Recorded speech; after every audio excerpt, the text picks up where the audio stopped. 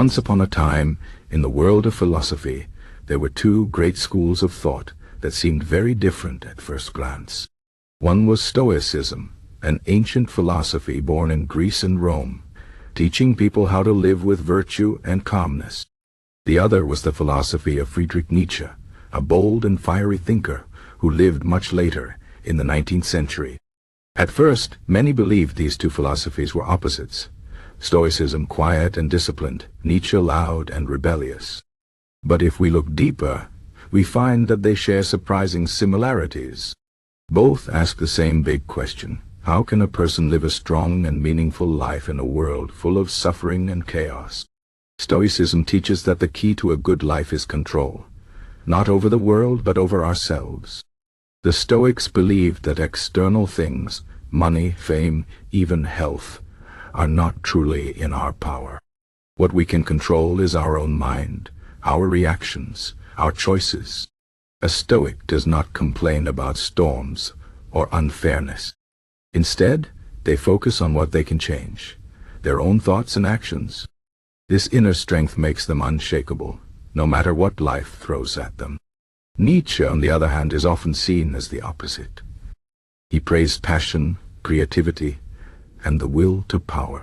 He criticized those who simply accept suffering without fighting back. But if we listen closely, we hear something familiar. Nietzsche also believed in strength, not just physical strength, but the strength to face life's hardest truths without looking away. He admired those who could endure suffering and still say yes to life. In this way, he was like the Stoics. Both philosophies agree. Life is difficult, but a strong person does not run from the struggle. Another thing they share is the idea of self-mastery. The Stoics called it apatheia, not feeling nothing but not being controlled by emotions. They trained themselves to stay calm in crisis, to think clearly even in pain. Nietzsche also believed in mastering oneself.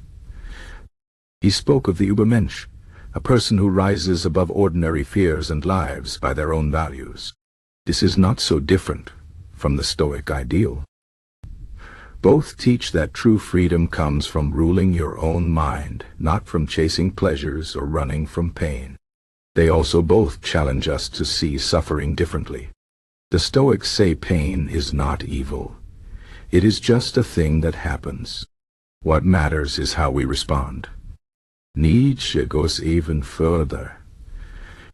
He says, suffering is necessary for growth. What does not kill me makes me stronger, he wrote. This is a hard truth, but Stoics would understand. Both philosophies teach that struggle is not our enemy, it is our teacher. There is one more deep connection, Amor, Fati. This is a Latin phrase the Stoics used, meaning love of fate. It means accepting everything that happens, good or bad, as part of a greater order. Nietzsche used the exact same words. He said a great person does not wish for a different life. They love their own life exactly as it is, with all its pain and joy. This is perhaps the most beautiful thing they share, the idea that a strong mind does not fight reality. It embraces it. So were Nietzsche and the Stoics the same? No. Nietzsche criticized Stoicism at times, thinking it was too cold, too detached. And the Stoics might have found Nietzsche too wild.